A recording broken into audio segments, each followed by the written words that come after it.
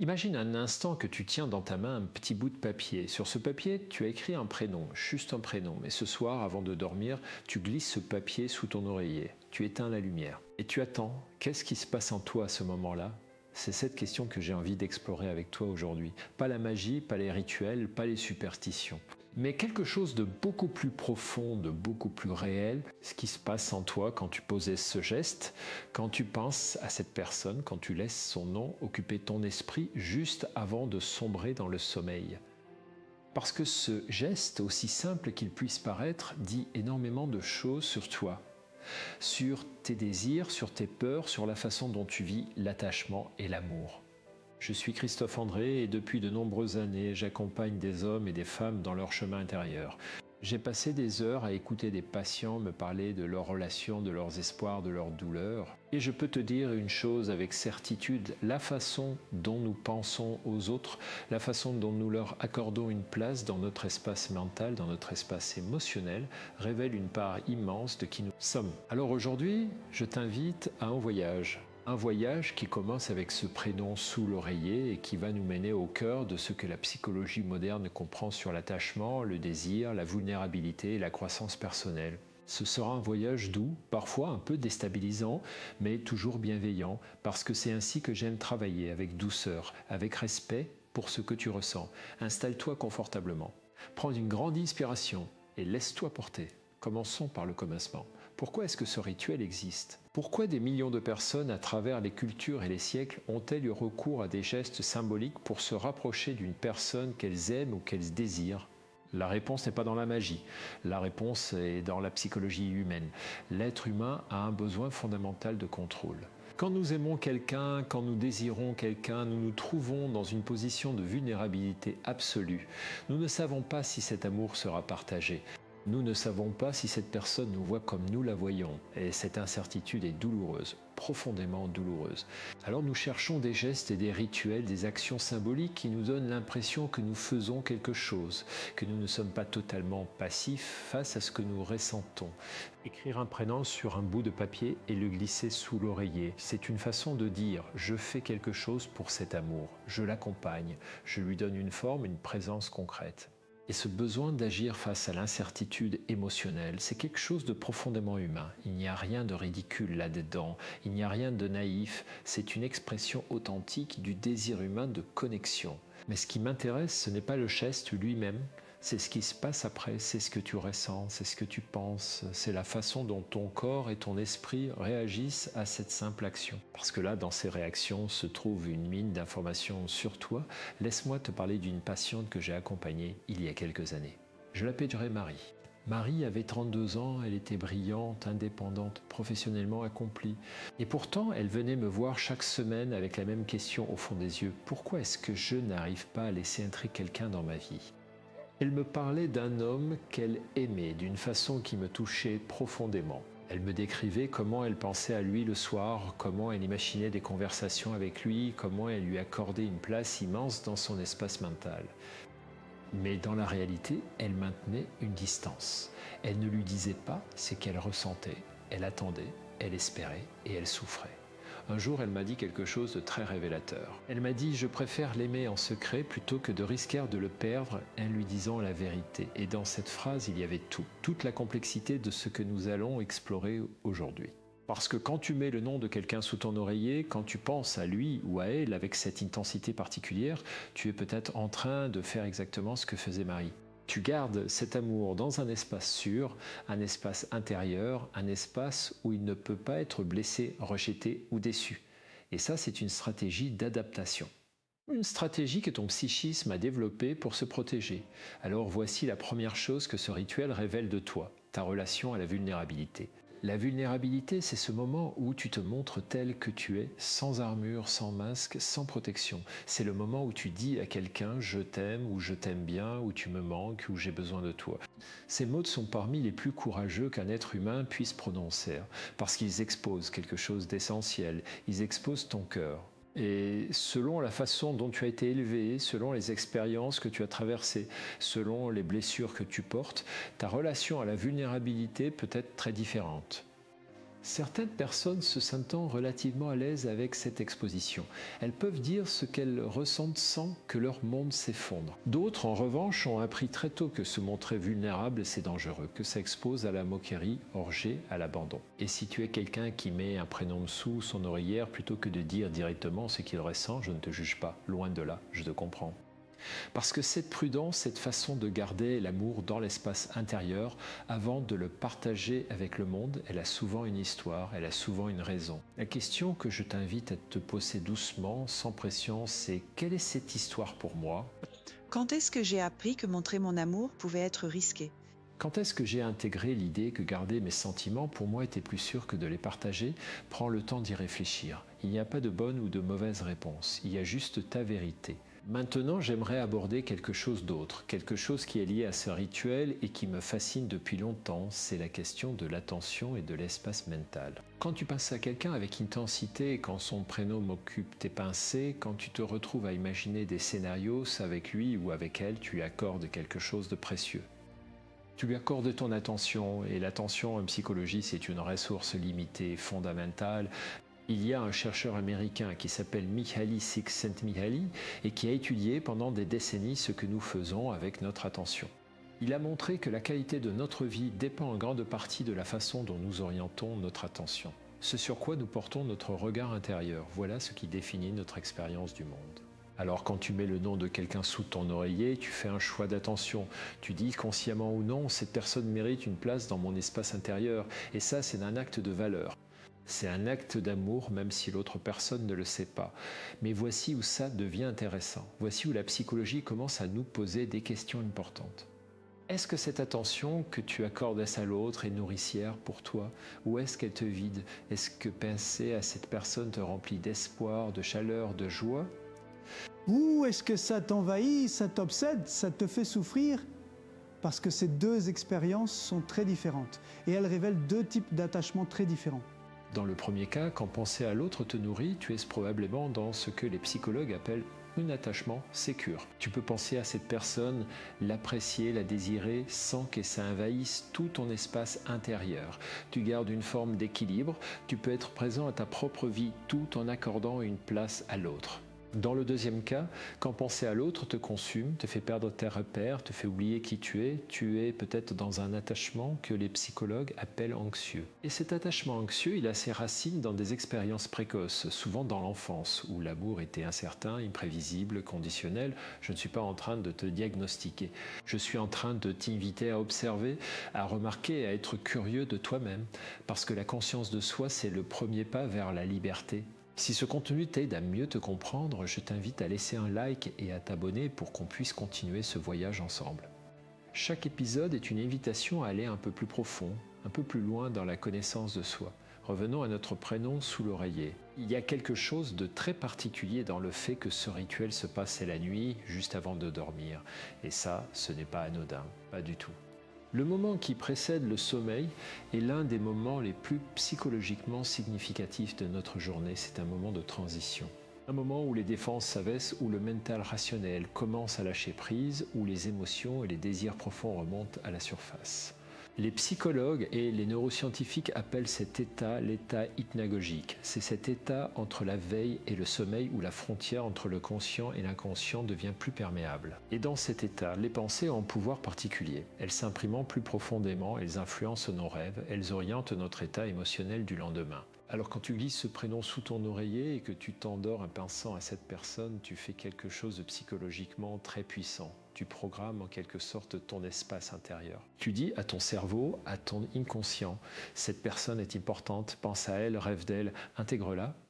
Et le lendemain matin, tu te réveilles peut-être avec cette personne encore dans les pensées, avec ce sentiment diffus de chaleur ou peut-être de mélancolie ou peut-être de désir et tu ne sais pas toujours d'où ça vient, mais ça vient de là. Ça vient de ce geste simple que tu as fait la veille.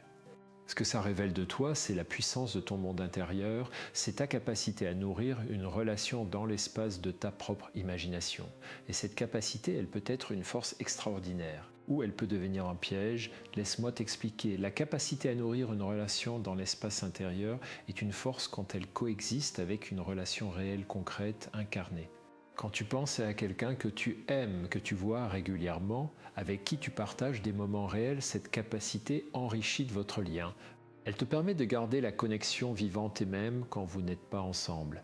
Elle te permet de te souvenir de ce que tu aimes chez l'autre, de te reconnecter à tes sentiments, de maintenir la flamme. Mais cette capacité devient un piège quand elle remplace la relation réelle, quand tu vises plus dans l'imaginaire que dans le réel. Quand la relation que tu entretiens dans ta tête est plus intense, plus satisfaisante, plus sûre que la relation que tu pourrais avoir dans la réalité. Et ça, c'est quelque chose que je vois souvent dans mon travail clinique. Des hommes et des femmes qui ont développé une relation extraordinairement riche avec quelqu'un dans leur espace intérieur, mais qui n'ont jamais osé franchir le pas dans la réalité. Ou qui ont idéalisé quelqu'un au point que la personne réelle ne pourra jamais correspondre à l'image qu'ils ont construite. Il y avait un homme que j'ai accompagné, je l'appellerai Thomas. Thomas avait 40 ans. Il était amoureux d'une collègue depuis 2 ans. 2 ans pendant lesquels il avait pensé à elle chaque jour, avait imaginé leur vie ensemble, avait construit dans sa tête une relation profonde et magnifique. Et un jour, cette collègue a quitté l'entreprise, elle est partie. Et Thomas a vécu ce départ comme une rupture amoureuse alors qu'ils n'avaient jamais été ensemble. Il était dévasté. Quand il est venu me voir, il était convaincu d'avoir perdu l'amour de sa vie. Et j'ai dû lui poser une question difficile. Thomas, est-ce que tu as perdu la femme que tu aimais ou est-ce que tu as perdu la femme que tu avais imaginée? Cette question l'a arrêté net parce qu'il a réalisé doucement qu'il n'avait jamais vraiment connu cette femme. Il avait connu sa propre projection, sa propre création intérieure, et cette création, aussi belle soit-elle, n'était pas une relation. C'était un rêve, je ne dis pas ça pour être cruel. Je dis ça parce que comprendre cette distinction, c'est libérateur. Parce que ça permet de revenir à la réalité. Ça permet de se demander qu'est-ce que je cherche vraiment, qu'est-ce que je désire vraiment, et comment est-ce que je peux le trouver dans le monde réel avec de vraies personnes, avec de vraies connexions. Alors voici la deuxième chose que ce rituel révèle de toi, ta relation à la réalité et à l'idéalisation. Est-ce que tu as tendance à idéaliser les personnes que tu aimes? Est-ce que tu leur accordes des qualités qu'elles n'ont peut-être pas ou que tu n'as pas encore eu l'occasion de vérifier? Est-ce que tu tombes amoureux de quelqu'un que tu connais vraiment ou de l'image que tu as construite de cette personne? Ces questions ne sont pas des accusations, ce sont des invitations à la conscience. Parce que l'idéalisation, on la fait tous à des degrés divers. C'est une partie normale du processus amoureux. Les neurosciences nous montrent que quand on tombe amoureux, le cerveau libère des quantités importantes de dopamine et de noradrénaline, des substances qui créent un état d'euphorie, de focalisation intense sur l'objet, du désir et qui peuvent littéralement nous empêcher de voir les défauts de l'autre. C'est ce qu'on appelle parfois le filtre amoureux. Et il est universel, il est humain, il est beau même parce qu'il nous permet de nous ouvrir à l'autre, de lui faire confiance, de nous engager. Le problème, c'est quand ce filtre ne se lève jamais. Quand on reste dans l'idéalisation permanente, quand on refuse de voir l'autre tel qu'il est vraiment avec ses complexités, ses contradictions, ses limites. Parce qu'à ce moment-là, on n'aime pas une personne, on aime une illusion et les illusions, tôt ou tard, se brisent et cette brisure peut être très douloureuse. Alors comment faire la différence entre un amour vrai et une idéalisation? Comment savoir si ce que tu ressens pour cette personne dont tu écris le nom sous ton oreiller est quelque chose de réel et de solide? La réponse est dans la connaissance. La vraie intimité, le vrai amour se construisent dans la connaissance de l'autre, pas dans la projection, pas dans l'imagination, mais dans la rencontre réelle. Dans les conversations difficiles, dans les moments de désaccord, dans la façon dont vous gérez ensemble les petites contrariétés de la vie quotidienne. Un amour qui n'a jamais été mis à l'épreuve de la réalité n'est pas encore un amour accompli, c'est une promesse d'amour. Et les promessées, aussi belles soient-elles, ont besoin d'être honorées dans la réalité pour devenir quelque chose de durable. Faisons une pause ici, le temps de laisser tout ça se déposer en toi. Parce que ce que nous explorons, c'est intime et je veux que tu te sentes à l'aise avec ces réflexions. Il n'y a pas de jugement ici, il n'y a que de la curiosité bienveillante. Une curiosité que j'espère te transmettre pour que tu puisses la tourner vers toi-même. Si ce voyage intérieur te parle, si ces réflexions t'aident à mieux te comprendre, je t'invite à t'abonner à cette chaîne et à laisser un commentaire pour me dire ce que tu ressens. Parce que ce travail, je le fais pour toi et savoir que ça t'aide, ça compte beaucoup pour moi. Continuons. Jusqu'ici, nous avons parlé de vulnérabilité, d'attachement, d'idéalisation. Maintenant, j'aimerais aborder quelque chose que je trouve particulièrement fascinant. C'est la question de ce que ce rituel dit sur ton rapport à toi-même. Parce que quand tu mets le nom de quelqu'un sous ton oreiller, tu ne penses pas seulement à cette personne, tu penses aussi à toi. Tu penses à ce que tu ressens, tu penses à ce que tu veux, tu penses à ce que tu mérites. Et cette dernière dimension est souvent la plus révélatrice. Laisse-moi te poser une question directe. Est-ce que tu crois que tu mérites d'être aimé par cette personne? Pas une réponse de façade, pas une réponse rationnelle, mais une réponse sincère, venant du fond de toi. Quand tu penses à cette personne, quand tu imagines qu'elle pourrait t'aimer en retour, est-ce que quelque chose en toi se contracte? Est-ce qu'une petite voix dit « Mais pourquoi m'aimerait-elle, moi ?» ou « Je ne suis pas assez bien pour elle » ou « Elle mérite quelqu'un de mieux ». Si tu reconnais cette voix, sache que tu n'es pas seul. Cette voix, je l'ai entendue des centaines de fois dans mon cabinet. Et elle a un nom. En psychologie, on l'appelle la faible estime de soi, ou parfois le syndrome de l'imposteur dans les relations amoureuses. C'est cette conviction profonde, souvent inconsciente, que nous ne sommes pas suffisamment dignes d'amour, que nous devons mériter l'amour, le gagner, le justifier. Que si quelqu'un nous aimait vraiment, ce serait parce qu'il ne nous connaît pas encore assez bien ou parce qu'il se trompe sur notre compte. Cette conviction, elle ne tombe pas du ciel, elle a une histoire. Elle s'est construite au fil des expériences, des messagers reçus dans l'enfance, des relations passées, des blessures accumulées, et elle influence profondément la façon dont nous vivons l'amour. Parce que si tu ne crois pas que tu mérites d'être aimé, tu vas inconsciemment saboter tes relations, tu vas choisir des personnes indisponibles, tu vas rester dans l'imaginaire plutôt que de te confronter à la réalité. Tu vas garder ce prénom sous l'oreiller plutôt que de le prononcer à voix haute. Et le plus triste dans tout ça, c'est que cette stratégie de protection finit par créer exactement ce qu'elle voulait éviter. Elle crée la solitude, elle crée l'isolement, elle crée l'impression que l'amour est quelque chose qui arrive aux autres, mais pas à toi. Alors comment sortir de ce cercle? Comment commencer à croire que tu mérites d'être aimé? La réponse est dans ce que j'appelle le travail de la dignité intérieure. La dignité intérieure, c'est cette conviction fondamentale que tu as de la valeur. Pas parce que tu es parfait, pas parce que tu n'as pas de défaut, mais simplement parce que tu existes, parce que tu es un être humain avec une histoire, une sensibilité, des capacités, des désirs. Et que tout ça mérite d'être vu, reconnu, aimé. Ce travail, il ne se fait pas du jour au lendemain. Il demande du temps, de la patience, souvent de l'accompagnement. Mais il commence par un geste simple, commencer à se traiter soi-même avec la même gentillesse qu'on accorderait à quelqu'un qu'on aimait. Imagine que ton meilleur ami vienne te voir et te dise exactement ce que tu te dis à toi-même quand tu doutes de ta valeur. Est-ce que tu lui dirais les mêmes choses? Est-ce que tu lui dirais « Tu as raison, tu ne mérites pas d'être aimé, tu n'es pas assez bien ». Bien sûr que non. Tu l'accueillerais avec douceur, tu lui dirais qu'il a de la valeur, tu lui montrerais ses qualités.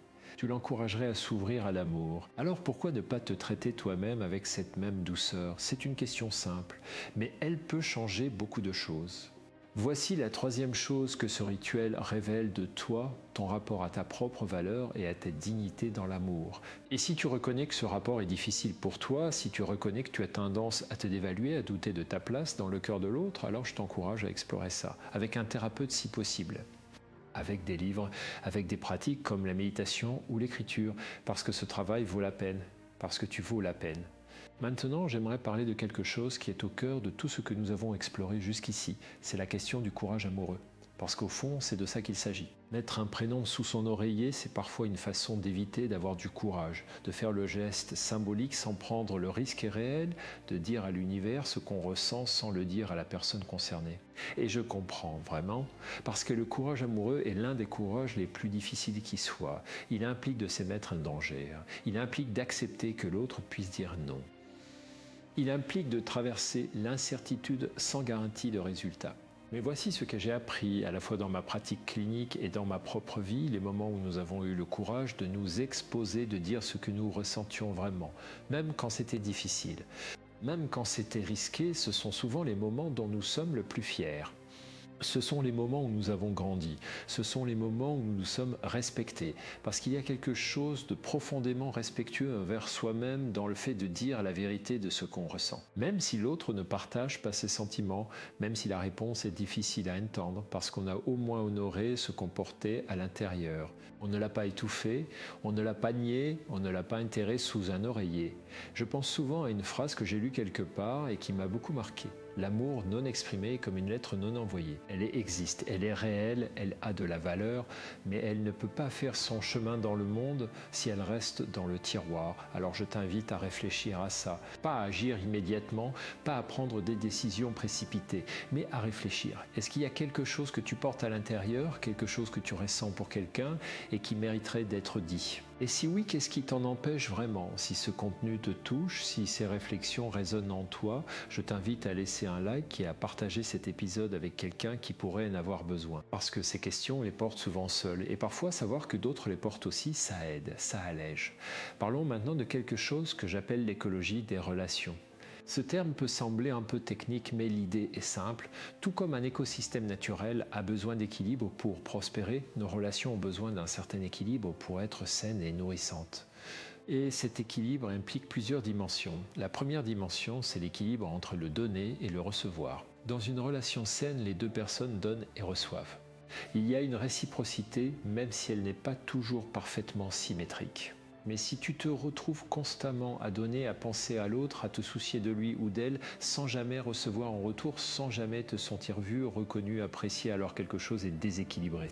Et ce déséquilibre peut prendre des formes très subtiles. Ce n'est pas toujours quelqu'un qui est explicitement froid ou indifférent. Parfois, c'est simplement quelqu'un qui n'est pas disponible pour ce que tu as besoin d'offrir, quelqu'un dont le rythme émotionnel ne correspond pas au tien, quelqu'un qui est à une autre étape de sa vie. Et dans ces cas-là, continuer à mettre son nom sous l'oreiller, continuer à nourrir cette relation dans l'espace intérieur peut devenir une façon de s'accrocher à quelque chose qui n'a pas vraiment de place pour toi. La deuxième dimension de l'écologie relationnelle, c'est l'équilibre entre la présence à l'autre et la présence à soi-même. Quand on est très amoureux ou très attaché à quelqu'un, il y a une tendance naturelle à se perdre dans l'autre, à mettre ses propres besoins de côté, à s'oublier dans la relation. Et au début, ça peut sembler romantique, ça peut sembler beau. Mais sur le long terme, ça crée un déséquilibre qui est douloureux pour les deux parties. Parce que si tu te perds dans l'autre, si tu n'existes plus qu'est par rapport à lui ou à elle, tu n'apportes plus dans la relation une personne entière. Tu apportes une personne qui attend d'être complétée par l'autre. Et ça met une pression immense sur la relation. Ça crée une dépendance qui peut étouffer les deux personnes. La santé relationnelle, c'est quand deux personnes entières se rencontrent. Deux personnes qui ont chacune leur propre vie, leur propre passion, leurs propres amitiés, leur propre rapport à elles-mêmes et qui choisissent de partager une partie de tout ça avec l'autre. Non pas parce qu'elles en ont besoin pour exister, mais parce que ça enrichit leur vie. C'est ce que le philosophe Martin Buber appelait la relation je-tu. Une relation où les deux personnes se reconnaissent mutuellement comme des êtres complets, autonomes et irréductibles à la fonction qu'elles jouent dans la vie de l'autre. Alors voici une question que j'invite à te poser. Est-ce que la personne dont tu écris le nom sous ton oreiller, est-ce que tu la vois vraiment ? Est-ce que tu la vois comme une personne entière, avec ses propres désirs, ses propres peurs, ses propres contradictions? Ou est-ce que tu la vois principalement à travers le prisme de ce qu'elle représente pour toi, de ce qu'elle pourrait t'apporter, de ce qu'elle pourrait combler en toi? Ce n'est pas une question facile.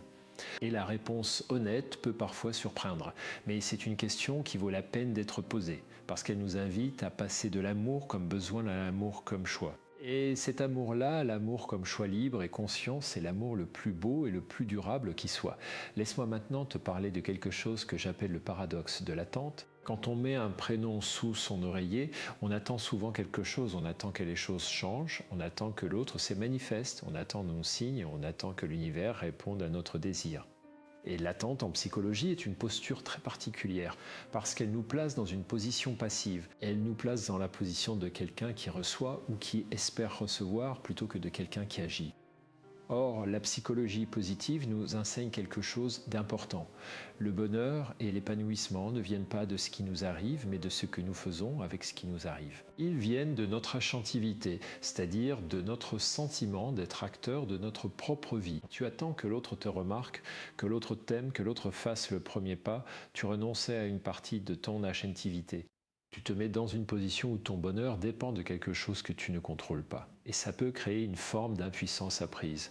Une conviction que tu n'as pas de pouvoir sur ta vie amoureuse, que les choses t'arrivent sans que tu puisses vraiment les influencer. Mais ce n'est pas vrai. Tu as du pouvoir. Pas le pouvoir de forcer quelqu'un à t'aimer, bien sûr. Ça, personne ne l'a. Mais tu as le pouvoir de te montrer, tu as le pouvoir de te rendre disponible. Tu as le pouvoir d'initier des conversations, de créer des occasions de rencontres, de dire ce que tu ressens. Tu as le pouvoir de prendre soin de toi pour être la meilleure version de toi-même dans la relation. Et tu as le pouvoir, peut-être le plus important de tous, de décider où tu mets ton attention et ton énergie. Parce que parfois, le vrai courage n'est pas de dire à quelqu'un ce qu'on ressente. Le vrai courage, c'est de décider de lâcher prise sur quelqu'un qui n'est pas disponible pour nous. C'est de retirer son nom de sous l'oreiller et de se dire « je mérite quelqu'un qui me choisit aussi ». Et ce lâcher prise, ce n'est pas une défaite, c'est une forme de respect de soi. C'est une façon de dire « je suis prêt à accueillir un amour qui me correspond vraiment » plutôt que de m'accrocher à quelque chose qui ne peut pas me nourrir. Si ce contenu t'aide à voir les choses différemment, si ces réflexions t'accompagnent dans ta journée, je t'invite à t'abonner et à laisser un commentaire. Dis-moi ce qui résonne pour toi. Parce que chaque témoignage est une source d'inspiration pour moi et pour tous ceux qui nous écoutent. Continuons. J'aimerais maintenant aborder quelque chose qui me tient particulièrement à cœur. C'est la question de la solitude et de la façon dont nous la vivons, parce que derrière ce rituel de mettre un prénom sous l'oreiller, il y a souvent une solitude. Pas forcément une solitude sociale, pas forcément le fait d'être sans amis ou sans famille, mais une solitude intime. Cette sensation d'avoir quelque chose à donner, quelque chose à partager et de ne pas trouver de destinataire. Et cette solitude-là, elle est très répandue, beaucoup plus répandue qu'on ne le croit. Parce que les gens qui se sentent seuls dans ce sens-là n'en parlent pas toujours, ils gardent ça pour eux, ils ont honte parfois, ils se disent qu'ils devraient être plus forts, plus indépendants, moins dans le besoin. Mais la solitude intime n'est pas une faiblesse, c'est une information, c'est ton être profond qui te dit « j'ai besoin de connexion, j'ai besoin de partage, j'ai besoin d'intimité ». Et ce besoin est fondamentalement humain. Les neurosciences nous montrent que l'isolement social et émotionnel active dans le cerveau les mêmes zones que la douleur physique, littéralement. Se sentir seul fait mal au sens neurologique du terme, ce n'est pas une métaphore, c'est une réalité biologique. Alors si tu te sens seul, si tu portes cette solitude intime, je veux que tu saches que ce n'est pas parce que tu n'es pas aimable, ce n'est pas parce que tu n'as pas de valeur. C'est souvent parce que tu n'as pas encore trouvé les espaces, les personnes, les contextes où tu peux vraiment te montrer tel que tu es. Et ça se travaille, ça se cherche, ça se construit. L'une des choses les plus importantes, ce que j'ai apprises dans ma pratique clinique, c'est que la connexion commence par la vulnérabilité. Pas la vulnérabilité excessive, pas l'épanchement émotionnel sans discernement. Mais la vulnérabilité authentique, la capacité à dire « voilà ce que je ressens, voilà ce qui compte pour moi, voilà qui je suis vraiment ». Brené Brown, une chercheuse américaine dont les travaux sur la vulnérabilité ont touché des millions de personnes, dit quelque chose de magnifique, la connexion est pourquoi nous sommes ici. C'est ce qui donne du sens et de la valeur à nos vies, et la connexion se construit sur la vulnérabilité, sur le fait de se montrer tel qu'on est vraiment, sans garantie de résultat. Alors si tu te sens seul, si tu portes un prénom sous ton oreiller parce que tu n'osais pas le prononcer à voix haute, je t'invite à réfléchir à une question. Qu'est-ce qui se passerait si tu te montrais un peu plus? Pas tout, pas d'un coup, mais un peu. Un petit pas vers l'authenticité, un petit geste vers la connexion réelle. Peut-être que ce serait dans une conversation avec un ami proche. Peut-être que ce serait dans une lettre que tu écrirais, même si tu ne l'envoies pas tout de suite, peut-être que ce serait dans un geste simple vers la personne dont tu portes le prénom. Chaque petit pas compte. Chaque petit geste vers l'authenticité est une victoire. Je voudrais maintenant te parler de quelque chose que j'appelle la sagesse des émotions nocturnes. Nous avons déjà parlé de l'état hypnagogique, cet état entre la veille et le sommeil. Mais j'aimerais aller plus loin dans l'exploration de ce qui s'est passé la nuit dans notre rapport aux émotions et aux désirs. La nuit a toujours été, dans toutes les cultures humaines, un espace particulier, un espace où les règles du jour s'assouplissent, un espace où le rationnel cède la place à l'intuitif. Un espace où nos désirs les plus profonds peuvent remonter à la surface sans la censure du quotidien. Et les rêves, justement, sont une fenêtre extraordinaire sur notre monde intérieur. Freud, bien sûr, en a fait le centre de sa théorie psychanalytique. Et même si la psychanalyse a évolué depuis Freud, l'idée fondamentale reste valide. Nos rêves nous parlent. Ils nous parlent de nos désirs, de nos peurs, de nos conflits intérieurs, de ce que nous n'osons pas regarder en face pendant la journée. Alors si tu as l'habitude de penser à quelqu'un avant de t'endormir, si tu mets son nom sous ton oreillère, il y a de bonnes chances que cette personne apparaisse dans tes rêves. Et ces rêves peuvent être une source d'informations précieuses sur ce que tu ressens vraiment. Pas au sens littéral, bien sûr, les rêves ne sont pas des prophéties, ils ne te disent pas ce qui va se passer. Mais ils peuvent te dire quelque chose sur ce que tu désirais, sur ce que tu crains, sur ce que tu n'as pas encore intégré consciemment.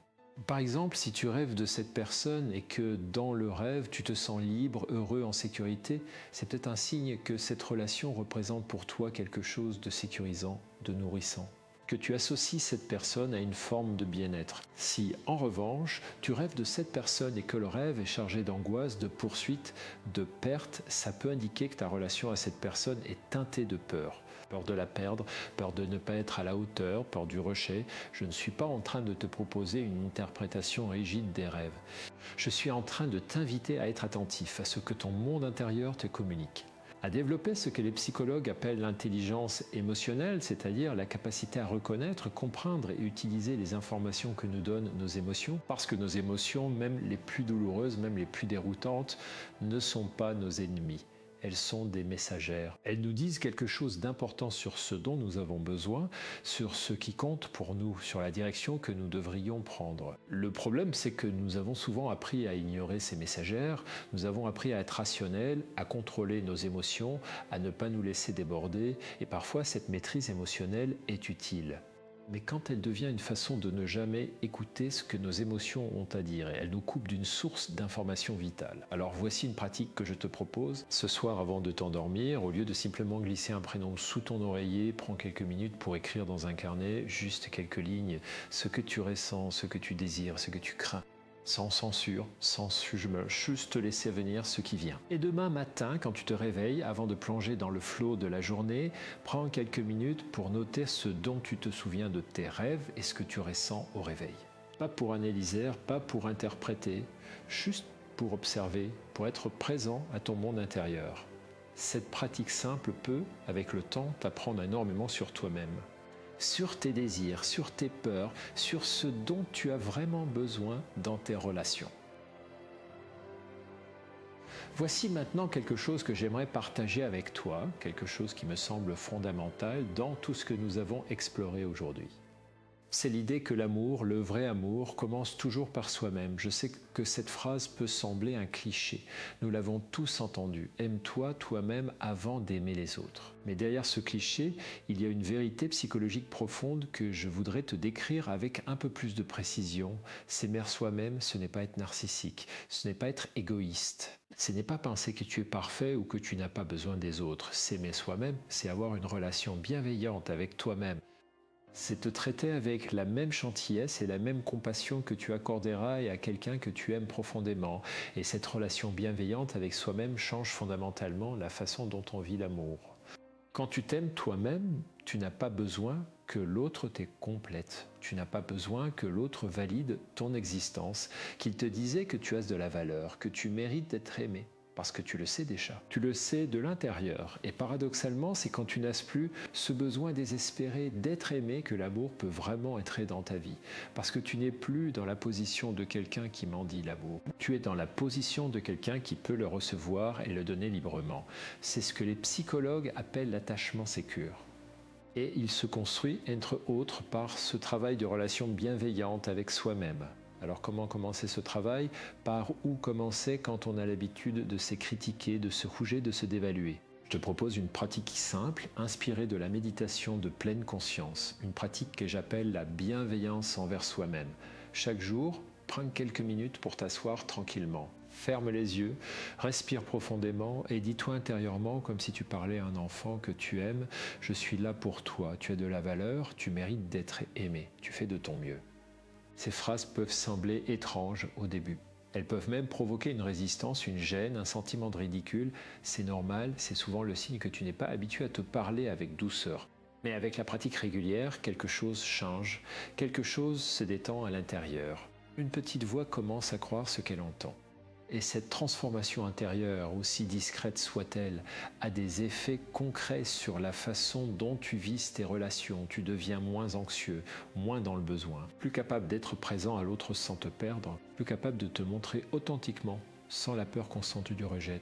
C'est un travail de longue haleine. Mais c'est l'un des plus beaux travaux qu'un être humain puisse faire sur lui-même. Si ce contenu t'accompagne dans ce travail, si ces réflexions t'aident à avancer, pense à t'abonner et à partager cet épisode avec quelqu'un qui pourrait en avoir besoin. Parce que ces questions, on les mérite tous de se les poser. Et plus on est nombreux à cheminer ensemble, plus le chemin est doux. Approchons-nous maintenant de la fin de ce voyage et j'aimerais te laisser avec quelques réflexions qui me semblent essentielles. Nous avons exploré ensemble ce que révèle ce simple geste de mettre un prénom sous son oreiller. Nous avons vu qu'il parle de notre rapport à la vulnérabilité, de notre tendance à l'idéalisation, de notre relation à notre propre valeur, de notre rapport à la réalité et à l'imaginaire, de notre façon de vivre la solitude et le désir de connexion. Et à travers tout ça, une question centrale est apparue. Est-ce que je me permets vraiment d'aimer et d'être aimé? Ou est-ce que je maintiens l'amour à distance dans l'espace sûr de l'imaginaire pour me protéger d'une douleur que j'ai peut-être déjà connue? Cette question, je l'ai posée à beaucoup de personnes. Et les réponses sont toujours nuancées, toujours complexes, toujours profondément humaines. Il n'y a pas de réponse universelle, il n'y a pas de formule magique pour l'amour. Pas plus qu'il n'y a de magie dans le fait de glisser un prénom sous son oreiller. Mais ce qu'il y a, c'est la possibilité de se connaître mieux, de comprendre ses propres mécanismes, de reconnaître ses peurs et ses désirs et à partir de cette connaissance de faire des choix plus libres, plus conscients, plus alignés avec ce qu'on veut vraiment. Parce que la liberté en psychologie, ce n'est pas l'absence de conditionnement, c'est la conscience de son conditionnement. C'est la capacité à voir les patterns qui nous gouvernent et à décider, en connaissance de cause, si on veut les suivre ou les transformer. Et cette liberté-là, elle est accessible à tous. Elle ne demande pas d'être parfait, elle ne demande pas d'avoir tout résolu, elle demande juste d'être curieux de soi-même, d'être honnête avec soi-même, d'être bienveillant avec soi-même. Trois qualités qui au fond sont les mêmes que celles dont nous avons besoin dans nos relations avec les autres. La curiosité, s'intéresser vraiment à l'autre, vouloir le découvrir, être ouvert à sa complexité.